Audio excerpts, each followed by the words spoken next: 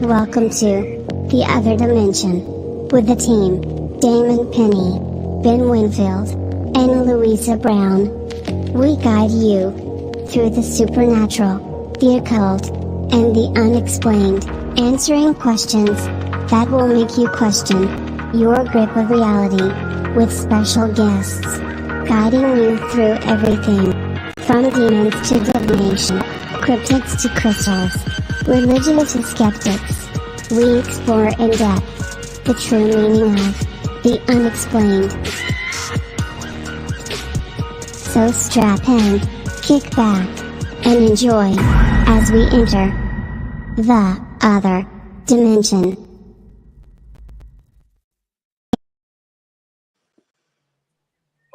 Whoa, what happened there? Oh my God, Devil Dog. Welcome along. It's your Friday Night Paranormal.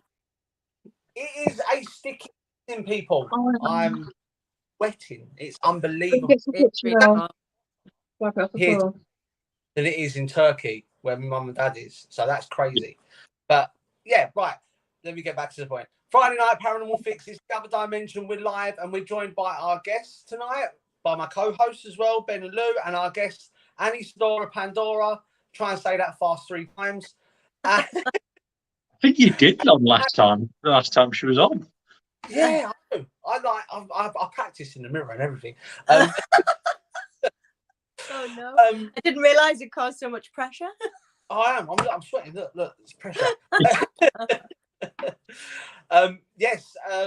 So we'll be talking about higher sentient beings tonight. We're going to be getting into the whole demon angel sort of thing, you know, like we do here on the other dimension on a regular basis. Before we get to that, a couple of things we've got to get through. Don't forget, if you go to, or if you want any merchandise, or all the links are below. Oh God, I've lost you. Hold on. Press the button. Right, I'm back. So yeah, all the links are below. Don't forget, catch us September 24th in Walsall. We'll be doing a live event there. We're doing a talk, and we also have a stall there where Ben is going to grace you with some amazing artwork, and Lou is going to grace you with some amazing jewellery, and I'm going to grace you with some amazing presents of myself. So there we go. I put himself down, but his artwork's going on brilliant. I'm not bringing it anymore. I've had enough. All my pets can't bother to buy anymore.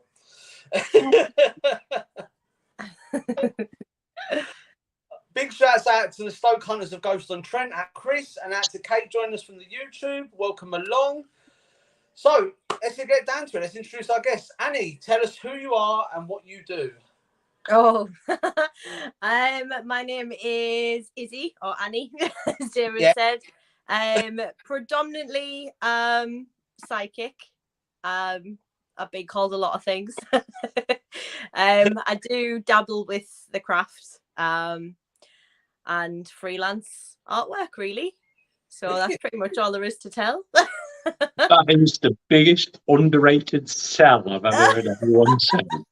I think we wasn't very good at this. I think to elaborate that, for people out there, Annie's been on the show before, and Annie has experienced things psychically that no one else that I've ever spoke to has experienced, and she can describe them in such amazing detail. And not just that, she's very, very knowledgeable, and the only person that I know that can keep up with Ben when they go on their little monologue. So that's an achievement in itself. Pretty much. The only people that can sort of keep up with my level of knowledge are... With my level of knowledge? Damon. Lou. That was the best impression ever, by far. Awesome. That was so good. Pretty much we have a powerhouse of knowledge here. Oh, bless. That's very sweet. I've gone all red.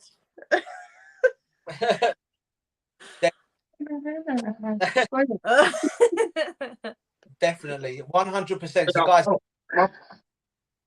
if you have any questions for Annie during the show, you can start.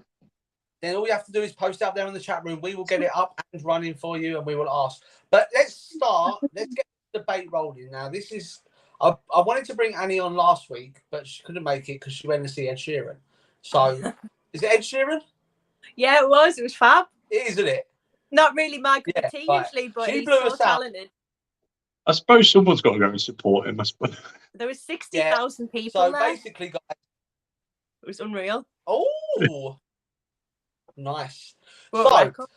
we was going to bring it on last week because I got asked a question that I wanted to debate with both Ben and Annie, but she sort of ditched us for a little ginger guy. So instead, we're going to do it this week. We had Scott last week. He'd been booked on for months anyway. Yeah, I Or suppose. Simon, as you called him.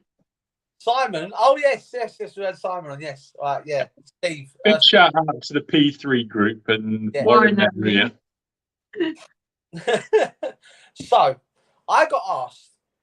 Actually, I think Ben, you got asked on. I think it's a couple of shows ago, and this is what sort of I thought we could get into this as all four of us.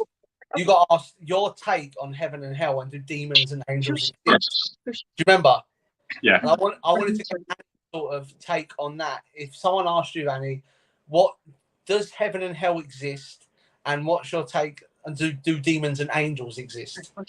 Wow, that is such an open-ended question. Yeah. I got that. I How had do you the same answer that in response. human terms?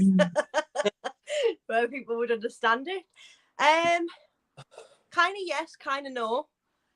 So I think from what most people would perceive as heaven and hell, no.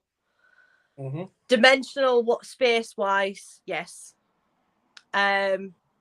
But it's not as black and white as, like I said, most people's perspective would understand it. So I would sort of classify it as on a sort of like a level system, like a tier-based level dimensional system. So it's more like, I look at it more of, again, good and bad are human perspectives, whereas that, to me, when I work on that side of things, doesn't really exist. So what will happen is, for me, I look at it more like a battery. So for a battery to work, you need a positive and a negative charge. It doesn't necessarily mean negative is automatically linked to evil, and positive doesn't work that way. It's not that black and white. So the more negative dimensions are what humans would define as hell dimensions, and the more positive dimensions are the more what humans would define as heavenly dimensions. But again, it kind of links into, it's very complicated to try and explain it on a level everybody would understand. And I don't want that to sound patronizing, but I'm obviously aware that most people don't delve that far deep into it. For me, I could be completely wrong as well. It's just my own perception and my own perspective of how I interpret it. I'm sure there's a few people would probably view it similarly. There's probably a few people would view it completely differently. But the people I've spoke to who have this kind of level of experience with that side, there is glaring similarities or very, very close links to the same way I've seen things as well. Yeah, no, I agree because the concept of evil itself is a human concept. Humans are the only evil I've ever come across, to be quite honest. Yeah, no, I agree. I don't know. Our pup can be quite evil with her cycle. Aww. I mean, but like I was saying, the concept of evil is a human concept, and when you're talking about demonics, angelics, and we'll get into the different races and all that sort of thing soon. But when you talk about demonics and angelics, if you look at them from a perspective as they are other dimensional beings, they can't be classed as human, because we're able for them to come and visit us puts them at a higher intelligence band than what we are at. Not necessarily higher intelligence, just a different level of wisdom, if anything else, if that's the right way to put it, just because they've been around a lot longer without a human form and without being stuck in an incarnation system where there's repetitive forgetfulness. So every time we reincarnate, we're given sort of amnesia, from my perspective again. But when with those entities, that obviously doesn't happen. So they have a larger database and knowledge form to work from than mass majority of humans, regardless of how long that human's been here and how many lifetimes or how old that soul is. It doesn't necessarily equate to something that's never lived in this dimensional sphere, because there's, like I said, every time we're reborn, we have that amnesia. There's very few of us that can work through and get clear that amnesia, and it's not an easy process. and it's highly unrecommended to mass majority of people, to be quite honest with you. I nearly lost my mind trying, so. Yeah. No, that one. Well, no, Kate asked the question, is interesting, do you believe in reincarnation? I think you actually Correct. asked that. See, this is how psychic Annie is. She can tell, she can answer the questions. No, we spoke, me and Ben and Lou, we spoke about this concept before of soul memory. Some people would call them deja vu, some people call them flashbacks. You know, when you go somewhere and you know for a fact you've never been there before, but yet you feel so comfortable, you feel like you've returned home almost. These soul memories, they're almost like leaks from our previous lives. Quite possibly. I've never delved personally too far into the whole deja vu thing, although it does happen quite often to me. And it does freak me out every time. But I'm never sure what to really make of it. I wouldn't mind speaking to somebody who's got some theories on that, actually, because it is something I'm interested in, but it's never something I've ever delved quite deeply into myself. So I don't really have an opinion on it as far as deja vu goes. However, angels and demons, you get, from a human perspective, you would get good and bad on both sides. So for me, they both have a positive and they both have a negative. Yeah. So I liken demons to kind of like the casino. You can play with them if you want. You can mess with them if you want. They can be extremely helpful. However, they can also, they're also they only do things for their own gain. Yeah. But then on the opposite side of that coin, you've got the angelic realm, or what you would classify as the angelic realm, which is, again, it's different, depending on which level you hit. But they are, for me, when I start working with them, I found them harder to work with. Right. Purely because they're very stoic. They're very, we take orders, that's it, kind of attitude. So it's very, this is what this is. They are very black and white in their mentality and the way they think. There's no wiggle room. More like a soldier that's being trained to think a certain way, and they won't deviate from that. Yeah. Whereas demons are more so like humans in the fact that they have that illusion of free will, if you like. They have that, we make our own minds up, we make our own choices, where to me it doesn't feel like the angelic realm kind of do have all that much say. Right. They do and they don't. You know, does that make any sense? I don't want to drivel on too much. No. I'm trying to explain it in a way that people would understand. Ben's probably the best one to sort that, because I've only sort of dealt with demonics. I've not experimented with angelics, or it doesn't really interest me. But I know Ben does do a lot with the angelics. So Ben, would you agree with what Annie's saying? Yeah, you always find, I think we spoke about this last time, Annie, that angelics are very matter of fact. Yeah. Very stuck up, nose in the air kind of beings. I'll only do. Yeah, you said they only do things for their own glory, kind of thing. Yeah, it puts them in a good light. See, now I thought that when I first started working with them, but I've since discovered that that's actually a reflection of our own ego back at us. Yeah, that makes sense.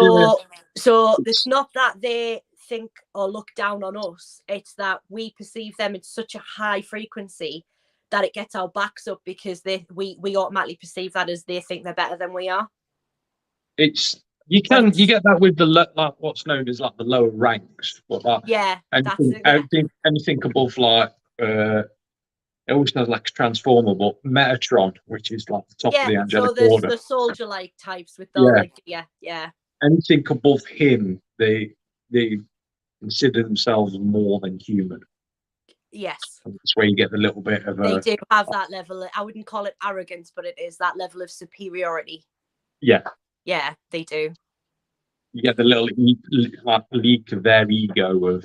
I don't know if I'd call it ego, but yes, I get what you're going for. Yeah. I suppose in a sense it is. It's an animal. Yeah. I suppose in a sense it is ego. I suppose it depends on who you work with more as to your perception of the other side, really. With you working with the demonics more, you'd naturally, you've got more of their influence upon like their perception of the angelic side. Yeah, you can become very biased. Yeah, I think that's one thing I tried to get rid of when I start working in the field, is I tried to get rid of my own bias. Because again, like yourself, I work more with the shall we say darker side, the demonic side, whatever you want to call it. Because that world in itself comes with a lot of tainted stuff as well. Yeah, I think it'd take us an entire month to try and explain that between the pair of us. Well, all three of us. If you've experienced more of it now, ain't you? It gets a bit more. Yeah. They're not all good, but they're not all bad either. No. They can be quite helpful, but it all depends on you and your level of respect and what you want to gain and what they want to gain. It's very much a deal kind of process, I find. And I always think, like I said, I like them to the casino because to me, the casino always wins. Yeah. If you go in with that mindset, you generally tend to keep yourself a little bit safer. Yeah. There's always equal exchange no matter what, and house always seems to win. Yes, they do. Yeah. 100%. I agree with that. I agree. I'm just sitting here. I'm like mesmerised. When you should start talking, I need to start writing notes. And start scribbling down notes. Just to drop a theory as well, because you was on about deja vu. Yeah. Yeah. Friend of mine, obviously, you guys know I'm working with a friend of mine out in America. We've come up with a theory when it comes to deja vu, because time is relevant. That when deja vu happens, it is the iconic moment of when your members of your family, so like your DNA your DNA basically gets passed down family to family. Yes, it does, yeah. That is when deja vu happens, is when you or someone in your DNA past, you're both there at that same point. Yeah. So I thought it was something very similar to that, like sort of like a mirror time connection kind of thing. Yeah, it's getting into the proper depths of quantum theory and it does get really complicated. I think that's probably why I've not ventured down that rabbit hole. My brain's done enough to be honest. Yeah, we're attacking it from a scientific basis and looking into quantum state. Science and spirituality go completely hand in hand. You can't have one without the other. And I think when scientists realise that's when the human race will evolve to a completely new level. Yeah. Damien's just drooling out on one side of it. I think Damien's still had a stroke. No. Explain that. He just goes. When it comes to deja vu, everyone knows that I'm a massive conspiracy guy, right? And as much as I've been I'm heavily into demonology, I research occultology. Conspiracy is my little. It's almost like, you know, when you go to a party and you ask the DJ to play Spice Girls because you really love the song. That's what conspiracy is to me, right? And when it comes to the theory of deja vu, the conspiracy theorists link that to the simulation theory, and it's where a program or ourselves are being uploaded with new software. So I don't know if I believe in the simulation theory or not. To me, I think that's being blown out of proportion. So I think what people have driven that from is so people think that they've literally taken a spiritual, I don't want to say fact, but a spiritual concept, and they've twisted the narrative so it fits sort of more like the Matrix style, as in the movie The Matrix. Yeah. We do live in a Matrix type of situation in a sense, but it's not as quite as fantastical as that. It's not like there's little aliens dictating how we think. We're not plugged into machines and stuff. It's basically the concept that you create your own reality. Yeah. And they've ran with that, and it's blown out of way out of proportion. But I can see why the certain experiences people are having when they don't come from a very spiritual background are linking it to literal information they're being fed, and literal programming that they're being fed, and conditioning that they're being fed. It makes sense as to why people are doing that, and I think that's where, in my opinion, that's where that conspiracy theories kind of stem from. A lot of it seems to come from an old teaching that it was a while back. It was sort of where they're taking a legend and then sort of span it in, because you used to have the legend of what's known as the fate writers, and these were beings or people that were able to create Greek mythology. Were able to create their own reality around them just by writing on paper. Yes.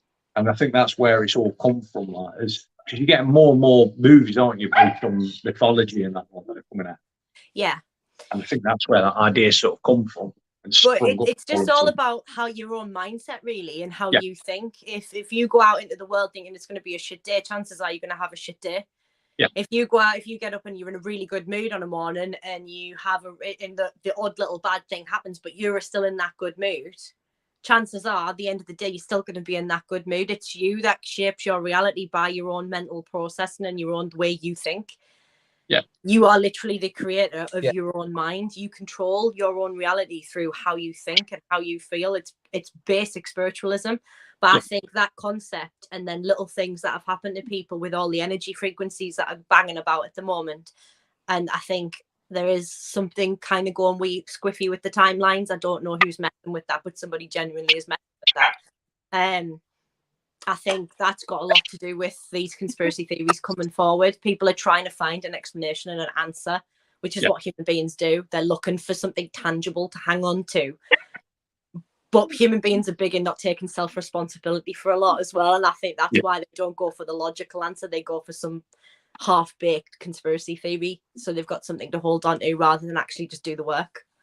Well, I was saying to you once the other day, I was explaining that human nature, we never seem to like a simple answer. No. We always want the more complex answer. Yes. An old lecturer of mine I sat in on one of his math lectures years ago. Wrote out this massive complex equation on a blackboard, and then put equal sign at the bottom. Got everyone to work it out. No one could work it out. Then he flicked over the board after about an hour of people trying to work it out and wrote it out as the simple ways it is, and it was 4 + 4. Yeah. And people, it was basically showing that the human mind cannot accept a simple answer. Yeah, It that's always exactly has to go the complex answer. Yeah, that was one of the biggest curveballs for me on my journey, realizing that everything is actually incredibly simple and stepping out of that fantasy-based mindset that we're so conditioned into, and then thinking, actually, this is really, really simplistic. Everything is so unbelievably simple if we had the tools to just start again and just start from a mindset where we actually think like we're supposed to rather than how we're conditioned to. It's so simple, it's crazy. But like you said, people don't want to accept that. They don't want to have to think like that.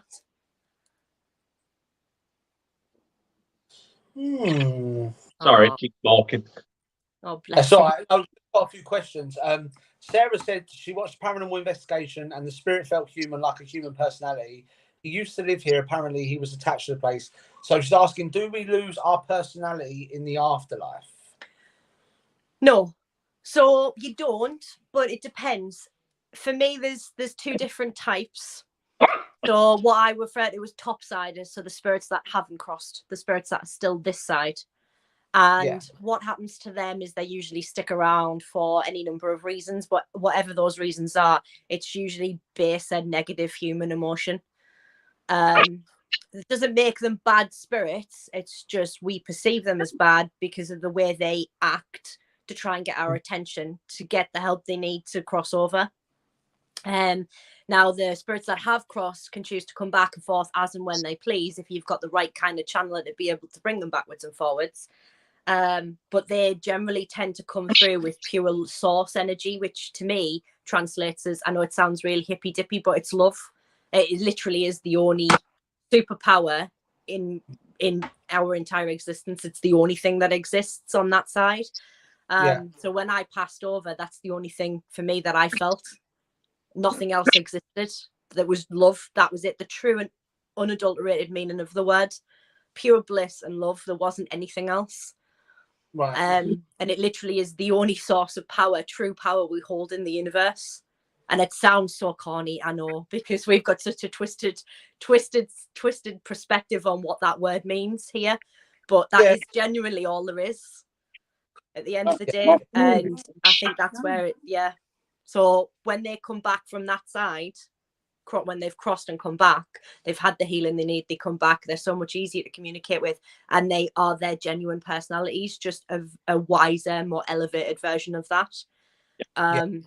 Whereas when they haven't crossed, that's a whole different ball game, depending on the trauma, depending on the death, depending on what negative emotion they're working with or negative emotions they're working with. And that's generally who I tend to deal with the most. I don't generally tend to deal with crossed spirits very often. It's usually the ones that have been left behind that I tend to deal with, and it can be terrifying. Yeah. But I always have to remember they're not that person.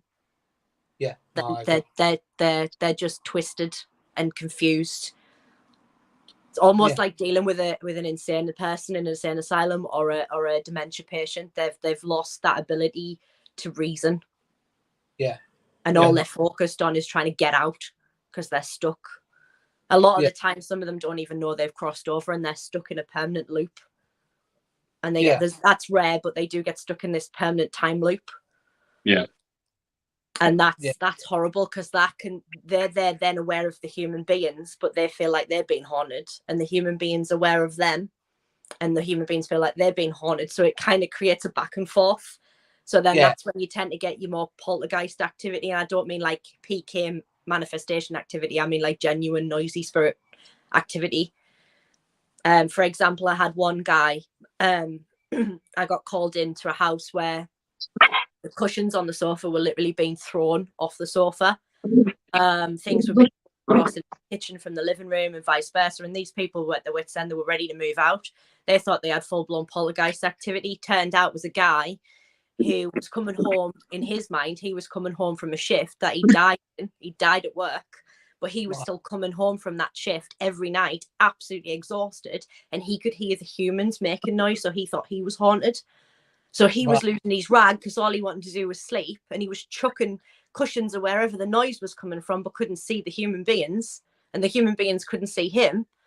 And it turned out he was the absolute most beautiful man I'd ever spoke to in my life. And when he realised, when I'd explained to him what had happened, and he remembered, and he managed to get that clarity, the last thing he said to me was, "Please just pass a message on to my wife and my daughter." And he showed me a photograph of them. Oh my God. And just tell them I love them. And he went, and that was it. They never had another problem after that. Wow. Oh, yeah. Kate sounded like the film The Others. That all makes sense. Yeah, like, similar to that. Yeah, but obviously, again, that's very rare circumstances. It's not very often it works that way. But yeah, it can do. Now, Bella, yeah. Come here. Right, you're going into bed. Sorry, I'm having technical issues with the phone. So I get asked a lot, right? Because the way that me and Ben sort of produced the show, it's called The Other Dimension for a reason, because we believe demonics, angelics are other dimensional beings more than, like, you know, what we're told by Judeo-Christian views that they are good and evil. I would agree. But I always get asked if that's the case, do I believe in limbo? Do you know, like the place where spirits go where they're neither alive or dead? Yeah. And I never know how to answer that question, because I don't know if I technically believe in limbo, or as Ben called it, I think you called it by another name, Ben. It depends. Oh, don't. I was just about to say exactly the same thing. It depends which one you get put into. Yeah. Which level of which dimensional level that you get put into in limbo. So there's a really dark one where if you even so much as think you're going to breathe astrally while you're in that one, you'll wake everything up that's there, and you really don't want to do that because it's excruciatingly horrifically frightening. The worst types of human beings. That's what's known as the ether. That is horrific, that place. I used to go there quite a bit as a child. And it's just all red. Everything's got a red hue because the sky's red, but it's an exact mirror image of this world, just deathly quiet until you accidentally over concentrate. They'll pick up on that energy signal and you wake everything up, and it's terrifying. For those that are wondering, sorry to just nip in here. Okay. For those that are wondering, when I talk about what happened to me when I was 3, I got attacked by something from there. Yeah, it's horrendous. So I used to get chased out of there as a kid every night till I was about 12 by a guy who I didn't know was what he looked like at the time. But as I got older and saw pictures of the Grim Reaper, that's kind of what he looked like, but without the sticky thing. Oh. It's a scythe, isn't it? Grim Reaper holds a that's scythe. It, the scythe, the sticky thing, yeah. See, Ben, I do pay attention, right? So if so that's ether. Is there another one? Because obviously, like, I'm a massive believer in everything has opposites. push, pull, light, dark. So if you've got a sort of darker limbo, you must have a lighter limbo as well. I've never experienced any of the specific lighter ones, but there is a neutral zone. So Right. there's a zone where it's completely black, and to me, my perspective, I see it as like a black mirrored floor, and it's just big black space, which I Yeah. assume is what people see as they're dying. And that again is full of spirit, but only if you bring them to you. Right. And then so I quite like that place. To me, it's calm. I quite like it there. And then you've got the human, the one that's sandwiched more in between the human realm, like very close to, which is the one that past spirit traumatic past death go through. Is he going for a wee? Yeah.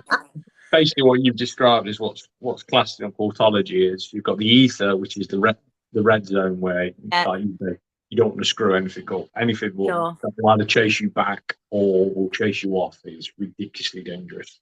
It is. Then the black room that you're on about is what's known as the void. Yes, I like it there. Yeah.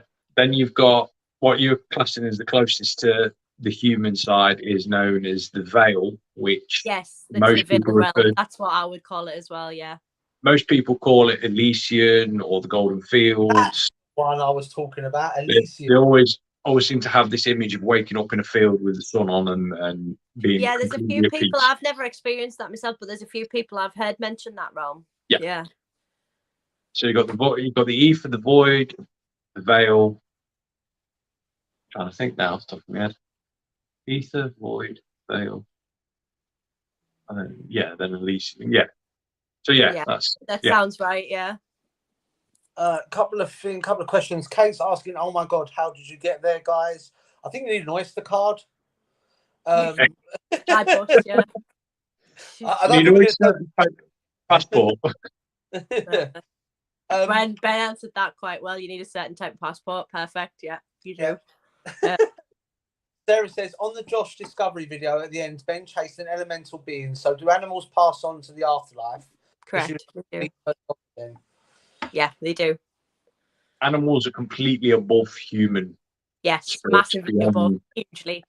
Not even in the same ballpark. Yeah. Humans are rubbish. Better animals. Yeah. Right. See, this is why Damon hates it when us two are on, because we just literally know the same amount of knowledge, and he just sits there going. I know, it's fascinating to find somebody else that understands this. It's nice to have somebody to bounce it off, because I felt alone for a very long time when I realised all this. Not many people understand me. Yeah, Lou is the same, bless her, but she's come on massively. So I'm pretty sure all us three could sit around and have a chat about it all. Damon awesome. We'd have to get Damon a little colouring book, some crayon. Yeah. Hey, just because I took a different path to you two, it doesn't mean that I know less. It just means that I'm different side. Yeah. Fair, in Damon's defence, he has come on massively since they gave him access to the archives as well. Not anything much. Which archives? No, Damon will vouch for this. When we first spoke, I gave him access to the archives of books that I've got. Oh, I was going to say. He was like a kid in a sweet shop. He just went nuts. Oh, I thought you meant you'd try to train him to get the Akashic then. I was like, that. No, I've yet to do that. I've yet for him to ask for that, because I've got the right words to say wrote down. It's brilliant. You learn a lot. This is another thing that fascinates me: the Akashic record. Like, I could. They're strict. Lottery numbers. Like, I could be rich. No, you can't. There's rules. There's some very strict rules. I spoke to a lady in America who is an Akashic Records. She calls herself an Akashic Records specialist. Yeah. I spoke to her for a little while, and the way she explained it, it's almost like a library in the sky. That's exactly what it is. It's just a giant library. Yeah, it contains all the information of your past, your present, and your future. But to access it, you have to have special permission. Correct. Right. So at least I know. You usually find that to get that permission, you have to see the three ladies, which have repeated throughout history. Like the three fates. For me, it was a guy, but yeah, I have heard other people mention the women. But yeah, for me, it was a gentleman. I still don't remember his face, but I remember his presence and his authority. And I remember having to listen extremely carefully to what he was saying, because he basically flat out told me, you break any of these rules, I will only say it once. You break any of the rules, you don't ever get access again. And to me, I had so much I wanted to learn, it wasn't worth it. So I obviously listened. Yeah. And he said it with such respect and with such an energy that I had no reason to betray his trust anyway. Yeah. It's not really a rule I go by. You have the 3 sisters that are in charge of it. And then you have, I'm not going to say his name. I was just about to then, but let's just say a voice just went from my head and went, don't you dare. No. Yeah. Then you have what's known as the gatekeepers. Yes, they are the big, powerful on the gentlemen doors, you speak yeah. of. There's one in charge. Like I say, I was going to say it, but then that's why I kind of switched off. It was like, okay, go. But yeah, these are the people that you need.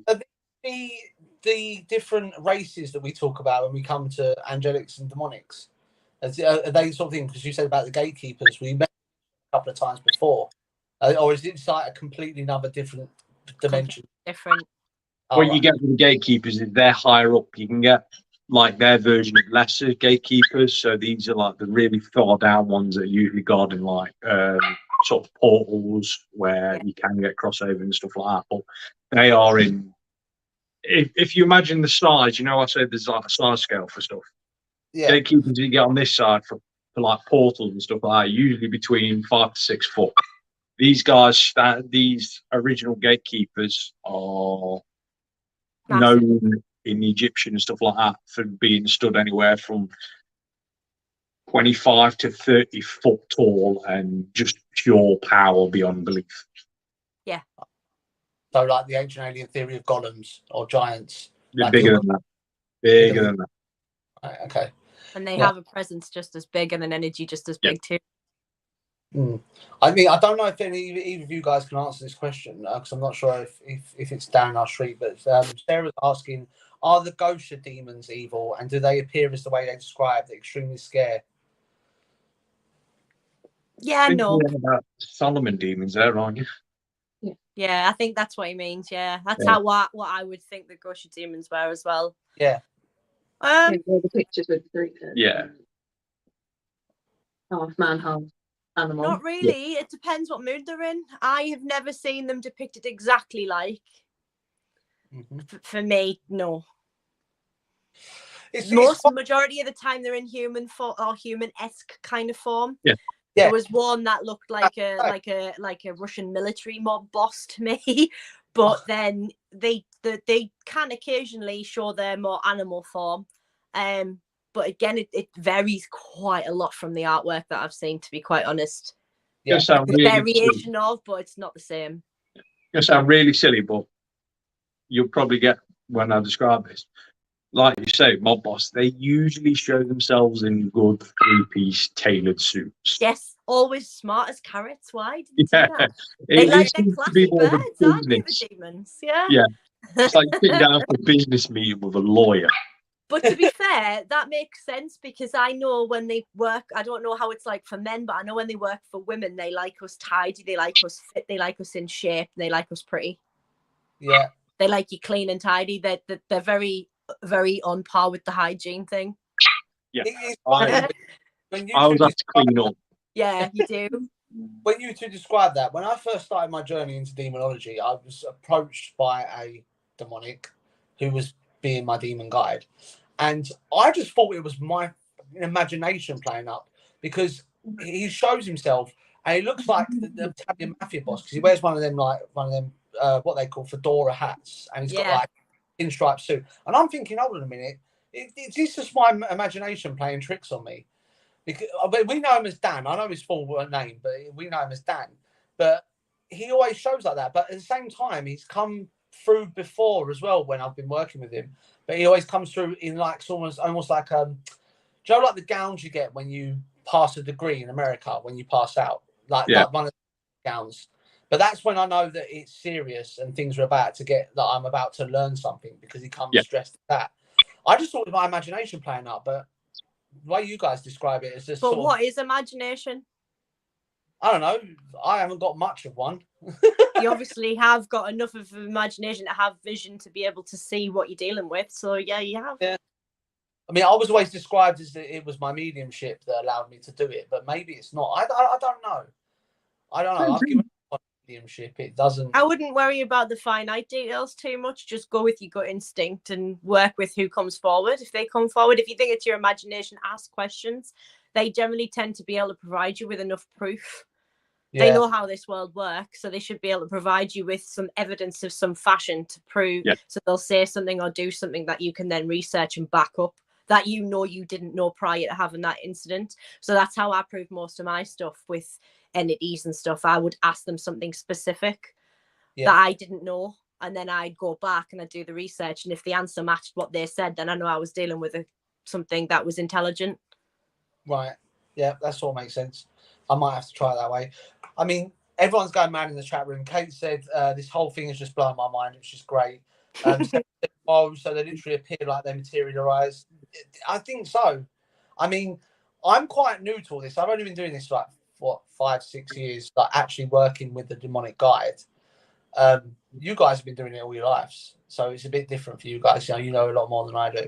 But we always talk about the different races. You know, Atlanteans. We've got Fallen. We've got Anunnaki. Always seem to play, because that plays a lot in the conspiracy. You know, the Anunnaki DNA change that they've done to make us more like them. Annie, in your travels in the demonic world, do you come across the different races? All the time. Yeah. Lots and lots of them. Differently, or they have like different mannerisms, or completely, yeah. All different personalities, all different mannerisms, all different backgrounds, different abilities, different ways they communicate, different energy levels, different feeling. Yeah. Oh, we just had a corker of a question in the chat from Sarah. She says, Alistair Crowley says that demons are not real, but just part of your brain. What do you guys think? Could be. The Crowley, look. He doesn't like Crowley. Again, they could be, but like I said, for me personally, I can't see how that's possible, just purely because of how I prove it to myself. I will specifically ask a question I know I do not know the answer to and could never have found the answer to. Yeah. And then I'll ask them. And then if I research it the next day, I know if they've told me the right answer, then I know that I've been dealing with an intelligent entity of some fashion. So for me, I think we do have our own demons, but I think that's probably linked more to residual energy left over from our past lives, or different memories, or different things we haven't let go of that we drag over into this life. It could even be ancestry, and what Ben was discussing, your DNA fragments. So for instance, as a good example, I got these tattoos. Don't know if you can see them. I think I've seen them on your Facebook years ago, and I taught myself. I got these after I taught myself how to read runes, and before they were a popular fashion statement like they are now. And about 4 years later, I did my DNA, and it turns out I'm half Scandinavian. No English in me whatsoever. Half Scandinavian. I had no idea. I am. Well, obviously, some part of me did. 36% Danish, according to my DNA thing. Very nice. Quite weird, because I thought I was going to be completely Celtic, like Irish, because all my family, what I've traced back on my tree, go all the way back to the Celts. Mm-hmm. And so I was quite. But then when I've been speaking to Ben and we were talking about Vikings and that, and I've been researching, obviously they travelled all over the world, so there's going to be Scandinavian blood everywhere. So yeah. We're all nuts by this point. yeah. I like Bill, who's in the chat. Big shout out to Wild Bill. He said if you believe the Catholic or Christian story that we were all born from Adam and Eve, we're all brothers and sisters anyway. We're all a what is it? I don't know. He says it in a certain way that makes me go, "Holy crap, that's amazing." We're all like a gift of ancestry. Thing is, if you understood soul DNA on the same level we understand living DNA, the people would understand it a lot differently. So the reason why if you look at the not so much the Greek, because the Greek is copied from the Egyptian deities, but if you look at the mythology of the Egyptian deities, and I say mythology loosely because there is some truth in it, if you look at how that works out and how they interpret the text, Yeah. And how they mentioned that it's so this one was this one's sister and this one was Screw and this one's brother, and it doesn't work that way.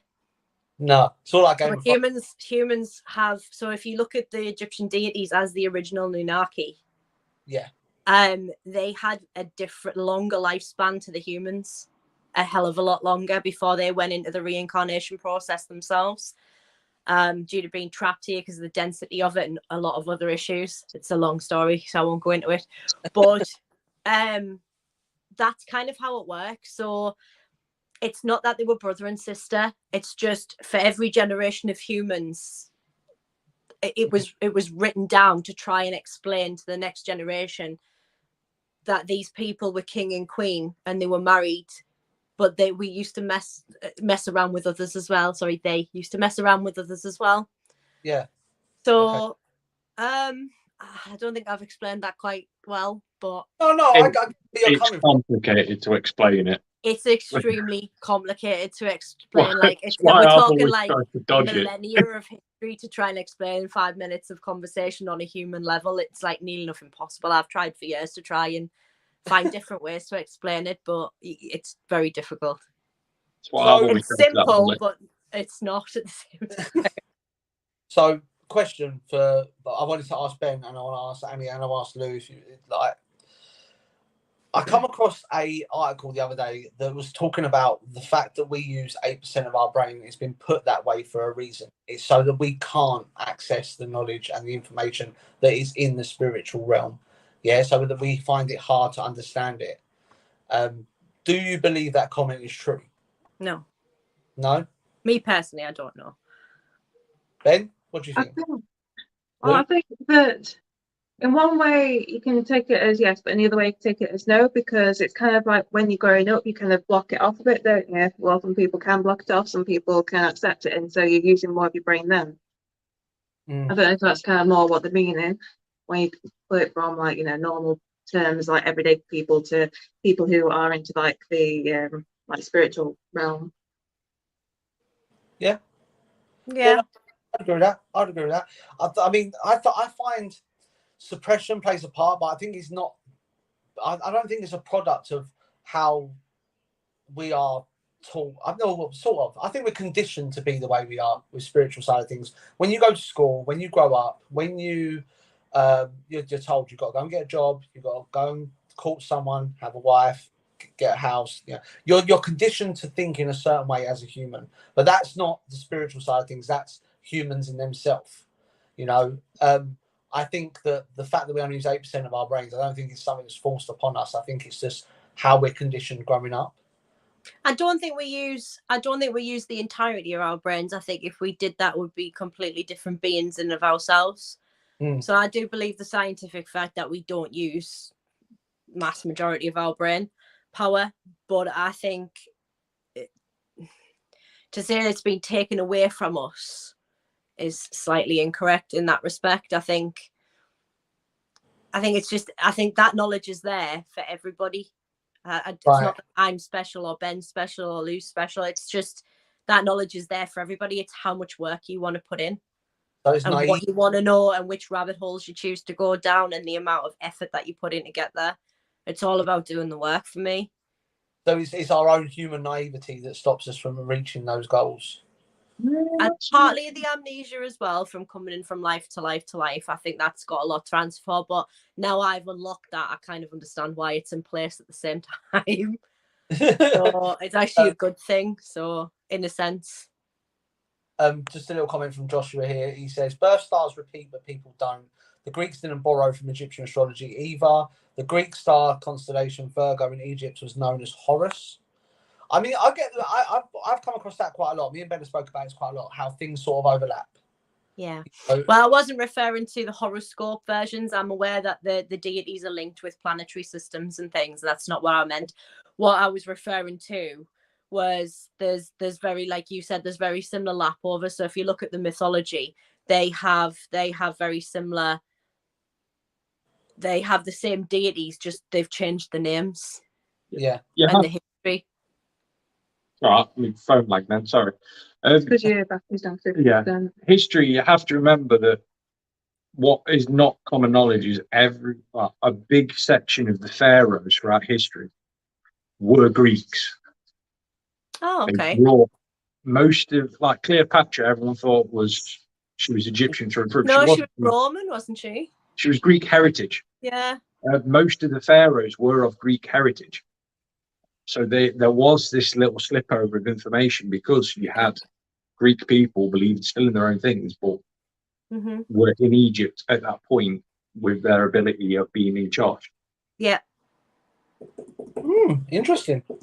Yeah, I'm going to cover that on like a Sunday show when I actually start doing the Egyptian stuff. Yeah, if you actually look at the mythology, it literally there's an overlap right across the board. So you've with the Germanic deities, with the Egyptian deities, with the Greek deities. If you look at the timeline and you look at how those deities are written and their abilities and how they work and their storylines, you'll find so many unbelievable similarities. It literally just trails on.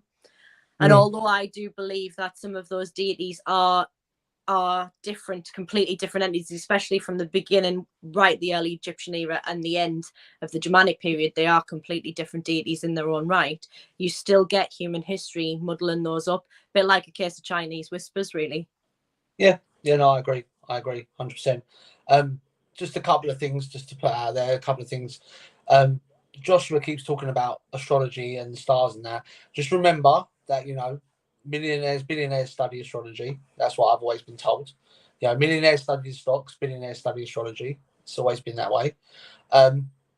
Sarah's also asked, so the animal gods in ancient Egypt are elementals? Oh, no. Yes, to a degree. You can classify them. Do really well. You sort of go, yeah, but no. They were considered elementals, yes, but they were originally from desert tribal belief as well. So it's the same as imagine if like the Native American belief scheme of all their gods being animals, had carried on a little bit more and had a little bit of influence from say different cultures. That's basically what you had with the Egyptians when it came to people like Anubis and Ra. Now, they had that influence of, yes, you can physically see your representation of God. So you would see a jackal would be Anubis and that lot. But for them to have a body, that's why you only see when it comes to Egyptian mythology, Osiris is the only one with a full-blown body. Yeah. And then Ra and everyone else had different animals. He's a dead body, isn't he? He's like predicted, like green. Yeah. So yeah, she's he was chopped up and thrown into the Nile. Like this day and age, but yeah, cool. Just overlaps. When you say Germanic as well, does that go into the Viking gods and deities? Yeah. I had to clear that up because that was playing in my mind. I mean, chat's been great tonight. Big shouts out to the chat. One last question. This one was actually sent to me personally and was asked by one of my team to ask you while who's on the show tonight. And it was to do with the Anunnaki. Now, I know you've got quite a lot of experience with the Anunnaki. She asked, were they the originals? Were they the first ones here? Did they manipulate our DNA? Yes. Yeah? Yes. Cool. And on that note, don't catch us tomorrow night. Me and Ben and Lou will be alongside Annette. We'll be talking about the Anunnaki and Tartarus. Just to jump on quick with Joshua's comment about the Sphinx being a lion. Egyptologists don't believe it was a lion. They actually believe it was a jackal. That I think it was one of the I think it was Ramses the First had chiseled into his own face due to the fact that they have found that the Sphinx is actually older than they actually believe because of the water damage that's been found on it. But they do originally believe that it was a Sphinx. It was. It had the head replaced, you're saying? Yeah, the head. The body is older than the head. They believe that the head was replaced at some point in time. I love the way, right? This is fantastic. You've seen this last shot, Annie, right? Ben goes. This is Ben going to his destination. He's got to go from here to here, and he goes like that, and all right around there. I do the same thing, Ben. So I feel you, mate. I'm there with you. Profile. She goes from there to there. Done. Simple. It's nice that you've got someone like that can get your point like from there to there. I end up going right round the houses and then getting lost as well. Luckily, she does that for me. Yeah, 'cause you tend to get lost Handy about where you're going and you're forgetting what point you're trying to make or what you originally started talking about. That's handy to have. A little question I've got that I wanted to ask Ben actually, and I'll ask Annie as well because you guys are sort of on the same part. I've been throwing up loads of research at the moment about the pyramids. Right, I'm dead under the belief that the Nephilim built the pyramids. There is no way, shape, or form that people can move 4 to 5 ton rocks on logs and pulleys. And I'm sure you and Ben have got some other sort of theory that's going to throw me off here. But I swear to you, I believe that the giants built the pyramids. They did, but Nephilim are a human concept. They were never a thing. Secondly, the Anunnaki built them, and the reason why is because they're the only way on and off here, energetically wise. Oh, like a portal, like a teleportation sort of thing. Correct. Yes. Wow! Now my mind is officially blown. But I can see the mix-up where they get with the Anunnaki, because supposedly the Nephilim were births of Anunnaki and human women. So I can see where it's sort of, like you said, the human concept. We always like to overcomplicate things. We won't just go, it was the Anunnaki that built it. They go, well, the Anunnaki done this, this, and this with human women. The Anunnaki were giants. They were a lot bigger than humans, which is why through the Egyptian texts and what was left over, you can kind of see the size difference. Yeah. They were larger. They were huge. So to humans, they would look like giants, which is why they were worshipped as gods. Does that go in fact that arrogant, big-headed assholes, to be quite honest. Yeah. Like the bloke you meet in a pub on a Friday is too they're a horrible race, to be quite honest with you. Absolutely vile. But yeah, the angelic beings, again, the Nephilim might have existed. I don't have any just because I don't have any memorable recall of that period of time doesn't mean they didn't exist. But I don't have any recall of that, so I can't speak on them. But apparently they're supposed to be the children of human and angel beings. Now the angelic beings, that race did come here. Yeah. To officially entrap the Anunnaki here and punish them. But they didn't for what they did and caused lots of soul traffic to try and get off world. And obviously they're in charge of the soul traffic. That dimensional beings are in charge of the soul traffic. That upset them. They got their orders. They came here to stop the Anunnaki doing what they were doing, and to create punishment, which is basically why we got stuck here and got put back into the reincarnation program. Wow. So yeah, originally the pyramids were built as a portation device to try and get on and off world. We travel via light. That's simple. Sorry, I got lost in a comment. Sorry. Yeah, no, I can see your face, like sort of doing. I mean, you've got to respect Ben. He is the second best demonologist in the country at the moment. It's just no disrespect to Joshua. He's put some stuff about he said that's fact. The eye of Horus and Ankh are palmistry markings. The eye being a ring of Solomon. The Ankh being a fate line.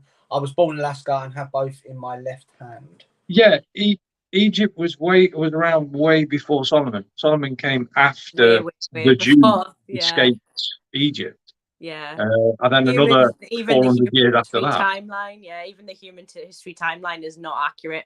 Human history goes way, way, way further back than and the creation of human beings goes way further back than any historical record we even have knowledge of. And science is actually starting to prove that now. Yes. Oh, we're this old. Oh, actually, no, we're this old. Oh, the oldest man we've ever found is a Neanderthal. Oh, actually, wait, no, we found this other species. Do you know what I mean? We go way, way, way further back by millennia to the beginning, even the beginning of the Egyptian period. Yeah, that confused the hell out of me because it's even historically documented that Solomon came after. Solomon's quite modern, to be honest. In if you look at it from an entirety perspective, that's actually fairly modern in comparison.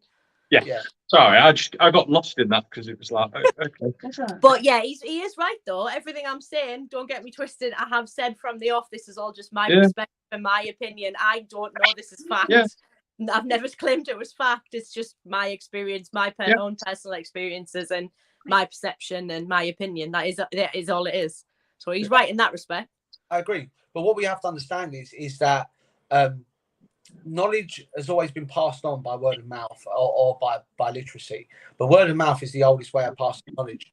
And you and Ben, like, you didn't know each other before you met on the show, yet you both have the same way of thinking. So that way of knowledge has been passed down like a tree all the way down to you guys, and you both have learned that. So there's got to be some sort of truth behind it, even though you say it's your own perspective.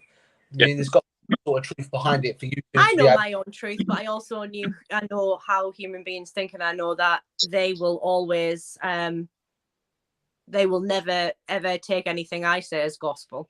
Yeah. And I would never expect them to. It is my opinion. I don't have the proof. I don't have the scientific need or want to try and prove anything that I feel is my truth. It is literal just perspective and opinion, and I'll always say that. So like I said, he is right in that respect. Yeah, it's just I will say one thing just on a more historical and scientific basis, that they have done studies and know in historical logs when the pyramids were built and when the Temple of Solomon was built, and there is a very large gap of time between those. Yeah. And even the pyramids that they still have, the original ones aren't there anymore. I think there's one that's still there from the very first group of pyramids that were built. I can't remember what the name of it is, but it's the one that had the gold top that points directly up to the star system. Yeah, you had the step pyramids before they built the Mengi's pyramids, but before that, they were burying the dead up Aswan. Can't remember the name of the place. It's on a hillside in Aswan. That's where they buried most of their noble class before the pharaohs even came around. Okay. Well, my mind is completely blown. I'm going to go and sit in the bathroom and contemplate my actual life myself. No, I mean, this is what I mean. This is why I love having the show, because we have conversations like this. It's able to change my mind and the mind of people that are watching. Because, look, guys, from what popular belief is, me and Ben, and Lou, we're not multimillionaires. We don't live in Hollywood and do this show, and we invest. It's nothing to do with that. We do this to spread knowledge, and having people on the show like Annie, who is able to spread her truth and speak her mind and what she's experienced, it allows you guys hopefully to do what me and Ben have been saying for years about looking outside the box and being. Which is rare, because you're the only group I'll do this for. Oh, that's nice. I don't openly talk about this stuff usually. Exclusive, right? But we have come to the end of the show. I will say thank you to Annie for coming on. It's been an amazing show once again. My if you pleasure, guys as always. let us know. Get Annie on again. I'm sure she'll be happy to come on again and talk with us. Also, don't forget, Ben, you've got a show on Sunday. What's the show about Sunday? I have got a show on Sunday. We are going through superstitions because I'm still getting my information back on Egyptology. I'm having to refresh my brain a bit because it's been years since I've done that. Apparently. But I will be, I will be starting the Egyptology side of stuff in the next couple of weeks. But as for this week, we are looking at superstitions. Quite a few. I was going to get my mum on, but bless her, she doesn't want to come on camera, but she's going to write a lot of superstitions down because my grandma swears by superstitions. Oh, you got to love. Yeah, so much that no washing is done in our house on New Year's Day. I love old folk tales and superstitions. That's the witch in me. Full credit to my grandma, bless her. She's 94, she's still going, and she still rules by these superstitions. Yeah. No whistling at night. If you hear a noise outside after dark, you don't open the door, look out the window. Yeah. Yeah, I live by the same rules. No whistling through woods. No, none of my business. Not my monkeys, not my circus. Damon knows about whistling in woods. He usually summons dark things. Oh, yuck. Yeah, because people that go out and sacrifice goats and that sort of thing. Being a Satanist, I've been accused of 3 times this week of being a Satanist. I know. It's just confused people and naivety, and as much as I always say to people, I get along with some humans, but I get along better with the dead because they seem to have a bit more respect than humans. 100%. What's that? Don't forget. Mystic crosses and follow me was Jesus speaking. Well, My personal belief, we're not going to talk about Jesus on this show. We're just going to leave it at that. We do not force religious belief onto anyone on this show. So can you please leave them sort of questions and comments to yourself. Thank you very much. Bill's asking me, have I hailed Satan today? Twice. Once in the morning, and I'm about to go and do it again. Mum did have 2 cats. Have one. So Lou's had an idea here. What's that? You can do with divination stuff. Yeah. I'm doing on palmistry. Also, guys, if you missed last night's divination show, make sure you go and check it out on our page. Big thank you to Annie for coming on tonight. It's been an amazing show and a great chat. Thanks very much, guys. Yeah, thank you. And don't forget, if you want any merchandise or if you want to get hold of us at 24/7 or you want the exclusive shows, including my conspiracy show, head over to patreon.com/other dimension and you can catch that one up there. I haven't done one this week. I've been busy. Little ones have started school. I had a proud daddy moment. Like, they actually made a Father's Day card. I'm going to show you guys. Oh. While Demi's doing that, you can catch it on Discord as well if you want to talk to us personally, or you can email the show personally as well. Oh, that's so cute. Wiccan Witch. My little one, my first Father's Day card at school, so I had a bit of a weepy moment earlier. That is so cute. Okay, Wiccanism and witchcraft are different things. Yeah, we're not going to get into that. Actually, I'm just going to make this clear. I did not say anything to do with hate speech whatsoever. As you'll find, there is a reverend in the group, Reverend Wild Bill. I'm also a member of the Order of the Exorcisms under the Vatican, as I had an invite to join. So yeah, there's no hate speech here said whatsoever. So you can keep trying this, but the best thing is my auntie happens to be a lawyer, so I know what I can and what I cannot say. So if you'd be so kind as to leave your comments to yourself, as everyone here has come on with nice and polite intentions. And no one's forcing you to watch. Yeah. Go watch something you enjoy. Exactly. But so we brought a bit of a witch hunt to the group thread, have I? Yeah. The religious types. Right, which is well. Fun to mess with, aren't they? Oh dear. I'm sorry. I'll be good.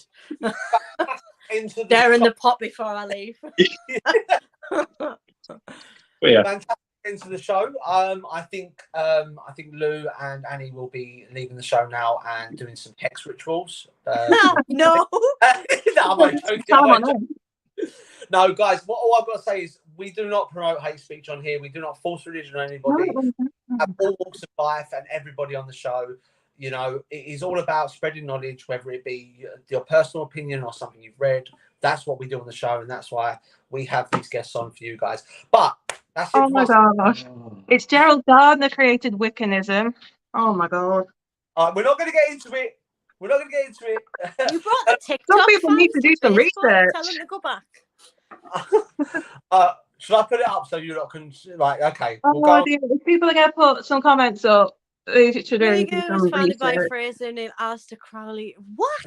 Who basically Basically was not that would Freemason. buy his tarot cards. What witches flip all night? What on earth? None of that makes Tarot any sense. It's cards. like reading French. I don't know. Level of ignorance is strong in that one. Yeah. Okay, Wild Bill here is a foremost expert on Aleister Crowley due to the fact he has most of his personal books. I've lost your juice. Right. Oh, dear. Let's end it there. No, we'll go for a walk in a minute. Right. So don't forget, we'll catch us live in Walsall on the 24th of September. If you want all the information, it's on the Other Dimension on our Facebook page. Once again, thank you, Annie, for coming along. You're very welcome. Thank you for having me. From our listeners, bang out of order, and I will sort it. But until the same time next week, don't forget to catch Ben's show on Sunday at 7:30. We are out of here.